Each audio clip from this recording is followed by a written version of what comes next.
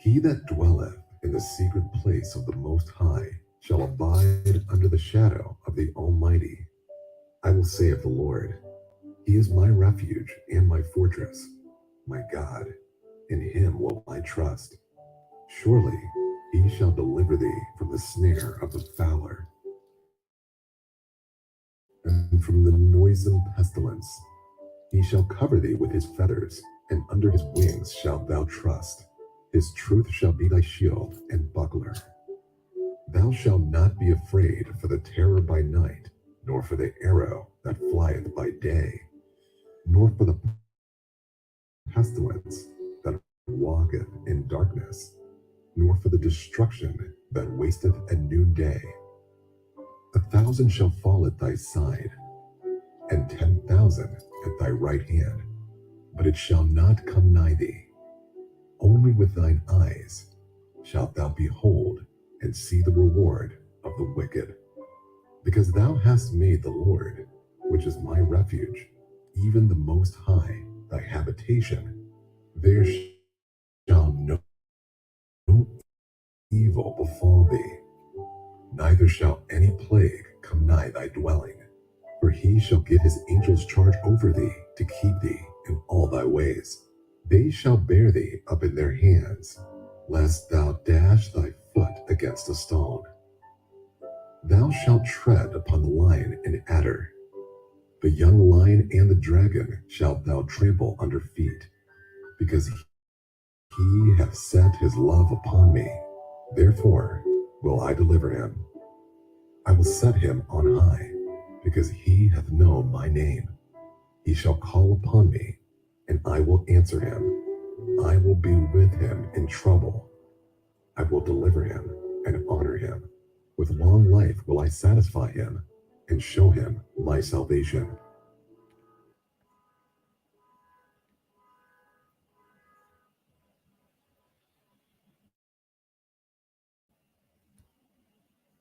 Law and religion in indigenous cultures. Taken individually, the four principal terms that make up the title of this entry, law, religion, indigenous, and culture, are extraordinarily broad and problematic. The conjunction of the terms does little to narrow the field of analysis, prompting questions often asked by scholars of law. Religion, indigenous by what standards? Culture in what sense?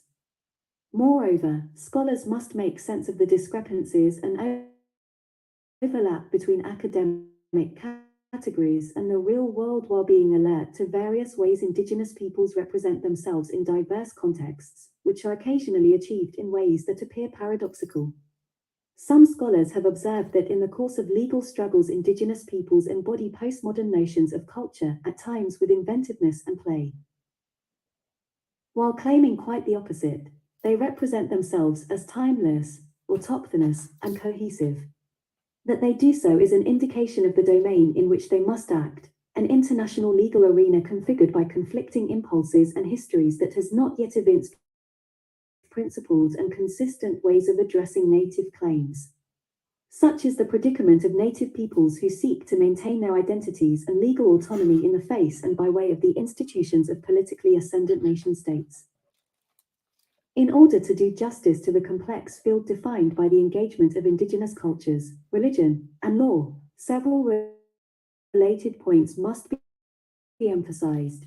The concerns of law and religion are quite ultimate, the stakes of both are amplified in their intersection, and, finally, in the post-colonial world this urgency pertains directly to self-determination and human rights, how these are imagined, as individual or collective, articulated, and, on occasion, resisted or denied. Before addressing these themes and the tensions they imply, several perspectives from within the field will be considered. Approaches. The vast possibilities for the study of law and religion in indigenous cultures are a source of both promise and potential confusion. To begin to address some of the issues raised above, scholars in the field have historically limited their frames of analysis in three general ways. One approach is to address jurisprudence within indigenous cultures, which is best represented by early work in the field of legal anthropology. A classic of this genre is the Cheyenne Way, Conflict and Case Law in Primitive Jurisprudence by K. N. Llewellyn and E. Adamson-Hobel. In the African context, the work of Max Gluckman did much to consolidate the field, particularly as he grappled with questions of social stability in the face of crisis. A wonderful account of the sorts of issues addressed by this approach to religion called novel Return to Laughter. By the mid-20th century, legal anthropology was becoming increasingly comparative, a trend best represented by the classic text edited by Lauren Ada.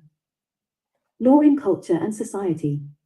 Religion, and particularly ritual, has long been a concern of legal anthropologists in this tradition, but it often is relegated to the status of a secondary concern. A somewhat different approach to the study of law and religion in indigenous cultures has addressed native religious traditions more fully by way of focusing on the post-contact influences of European colonial practices and policies around the globe, particularly in North America. This area of study has been developed most extensively by legal experts like Robert A. Williams, Jr., who's the American Indian in Western legal thought. The discourses of conquest links pre-colonial religious and legal functions to colonial practices, and native authors such as Vine Deloria, Jr., For This Land, Writings on Religion in America, Gerald Vizenor, Walter Echohawk, and Lilikala Kainalehiwa. Religious studies scholars have been influential here as well, with notable contributions being made by, among others, Robert Michelsen, Christopher Vexey, whose Handbook of American Indian Religious Freedom addresses issues ranging from land access to repatriation, and Huston Smith, who collaborated with Hock Hunk religious leader Reuben Snake to write One Nation Under God, The Triumph of the Native American Church. A third trajectory of scholarship in the field builds upon the insights of the former two traditions in order to emphasize resilient and novel qualities of indigenous agency. The central insight of this scholarship shows the radically contingent quality of religious and legal claims, and its emphasis is on the decolonization of native identities.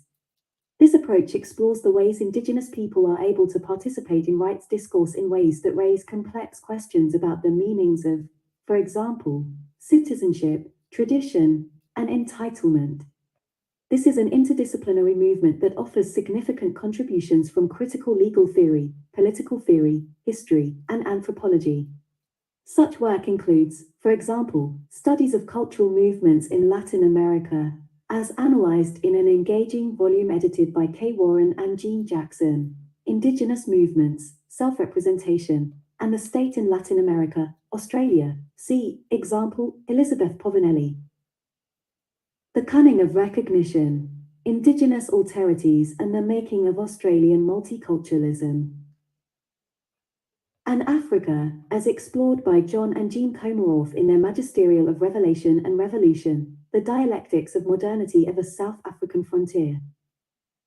Creative scholarship in the study of law and religion in indigenous cultures from all of the perspectives described above follows a model described by Susan Steiger Gooding in her article, At the Boundaries of Religious Identity, Native American Religions and American Legal Culture. She argues that the scholar's job is to take account of legal discourse as an historical force, without taking it as our framework for understanding. Gooding, page 159. Substituting religion in place of law. Gooding's model is equally descriptive of the quest and tension at the heart of the study of religion. Achieving this dual goal, the critical assessment of religion and law, requires a willingness on the part of the scholar to deprivilege both discourses, to view them as human, historical, interested, and necessarily ideological. In this way, it is analytically productive to view religion and law as discourses of authenticity.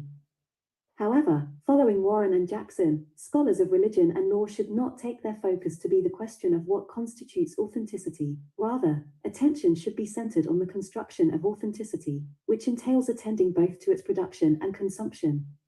The study of indigenous traditions and law is, then, fundamentally devoted to analyzing the strategies peoples pursue in the process of identity articulation in the course of legal struggles. Scholars have made considerable headway in understanding the relationships of law and religion by conceptualizing them as modes of speech and, more specifically, as modes of rhetoric, i.e., forms of speech as persuasion. Furthermore, critical scholars have discerned that religion and law are modes of rhetoric that, on occasion, share common venues and audiences, construct themselves in starkly similar ways, example, as authoritative, defining of the social body, normative, and eternal, and which sometimes purposes at other times. See Goodrich 1990, Fitzpatrick 1992. Religion and law do not exist as abstractions, but only as articulations of historical orators. As such, each mode of rhetoric is open to reformulation by persuasive speakers so that a range of tendencies and possibilities for the uses of each develops over time.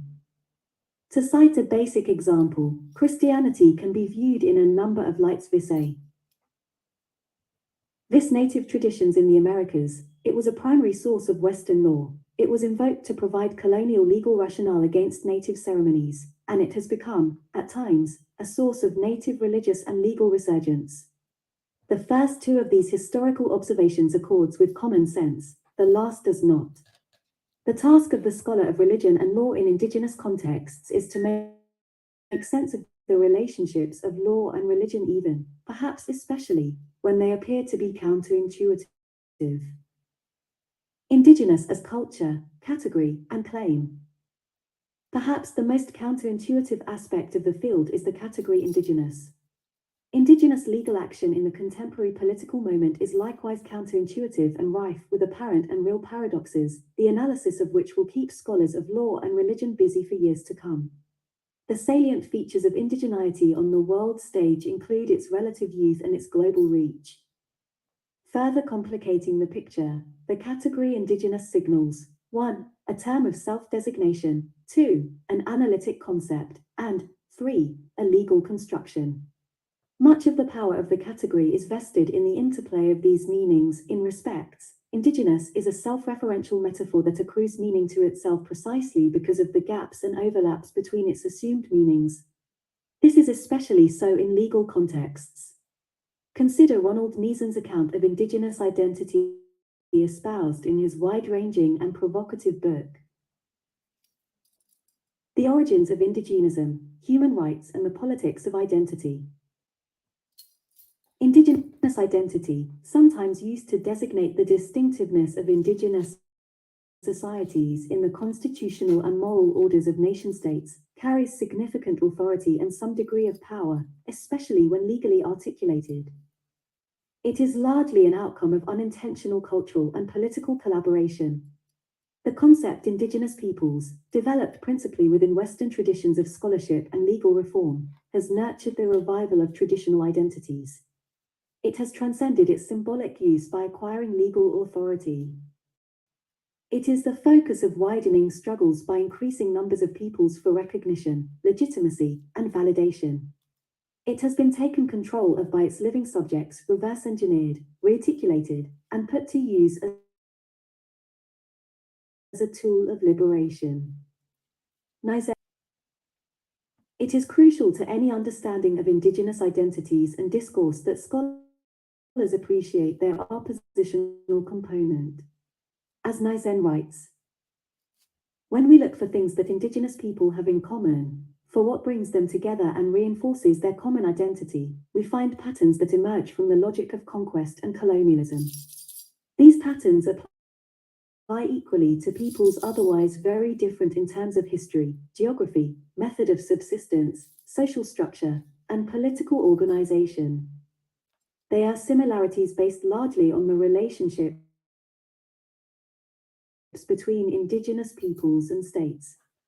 Naizen, 2003. Indigenous claims to the states against which they are articulated points to profound imbalances in resources for identity articulation.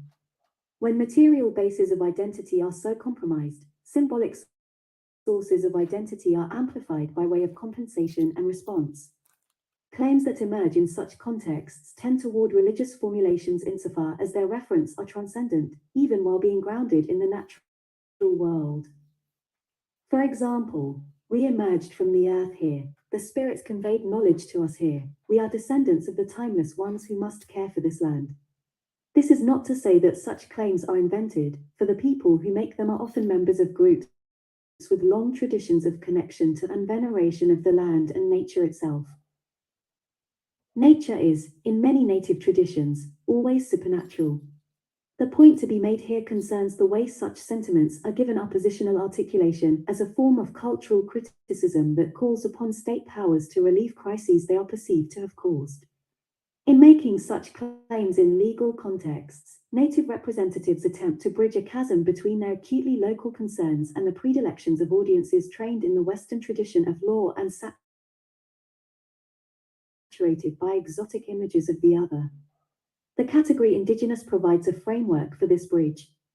It appears manifestly historical and rooted while simultaneously enabling the articulation of transcendent claims by appealing to tendentious habits of imagination that view native peoples as timeless stewards of nature. Numerous nation-states are increasingly attentive to native claims, and the UN now has a regular forum for addressing native concerns, which suggests that an international Indigenous discourse is functioning to link. This bridge is not without potential pitfalls. One regular impasse faced by legal audiences of Indigenous claims is akin to that provoked by religious claims in the context of the United States with reference to the First Amendment. Auditors are caught in the position of wanting to protect religious claims and actions without thereby establishing any particular religion as receiving special treatment under the law. Or, in the terms most often used to describe this scenario with regard to Indigenous claims, legal audiences are faced with tension that emerges in the disjuncture between supporting human rights, based on liberal individualism, without endorsing collective rights. This tension points to other paradoxes. Perhaps the foundational paradox upon which others rest in this context is that between relativism and universalism. This is not a merely abstract or philosophical issue. The problem here takes on embodied dimensions, namely, those who announce Indigenous claims do so from relative positions of political weakness versus the assumed universal security of those who judge. This embodied aspect of the paradox is also historical, as speakers are the discovered, listeners the discoverers, and so forth.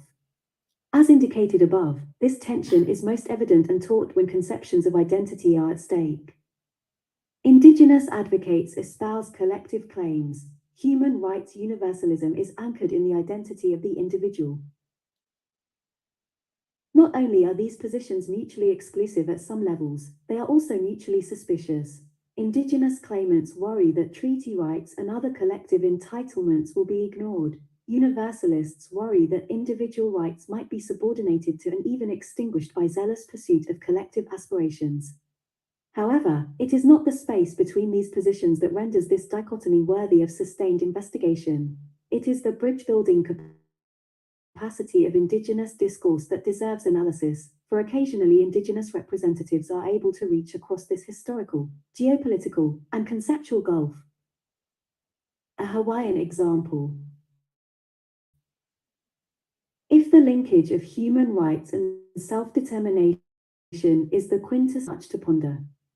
Sovereignty disputes have long been visible in Hawaii. Students of Hawaiian culture are aware that battles over rule of the islands predated European contact.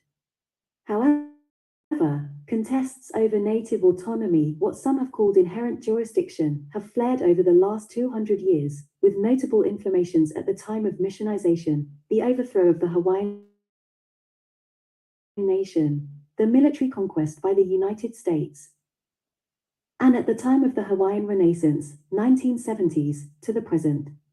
Sovereignty disputes have been especially acute in recent years, as the alignment of local, state, federal, and international legal bodies has been destabilized in ways suggestive to native advocates that the time is ripe for political action. Numerous sovereignty groups have emerged in this context, most of which articulate the familiar set of concerns: environmental degradation, educational disadvantages, generalized cultural decay, religious desecration, and land access. As generally univocal as the many sovereignty groups are in stating their concerns, their suggestions for redress are less monolithic. Their primary point of divergence is with regard to differing visions of ideal relations to the state and federal governments. All share an emphasis on self-determination, but just what this means in practice can be remarkably divergent.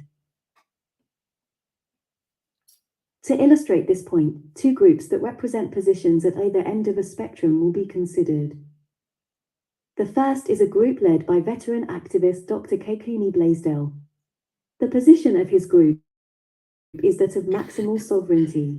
Dr. Blaisdell and his group agitate vocally for complete decolonization of Hawaii. Their argument has several prongs. First, they situate themselves as the unambiguous heirs of the land. Preserving the land, they argue, is a religious and moral duty. Second, they argue against U.S. jurisdiction, claiming that Hawaii was a self-governing nation that was subjected to illegal overthrow by the United States. Third, as a remedy to this situation, the group represents itself as the legitimate political arm of the Hawaiian nation. As such, it seeks audiences with other nation-states through international forums such as the UN.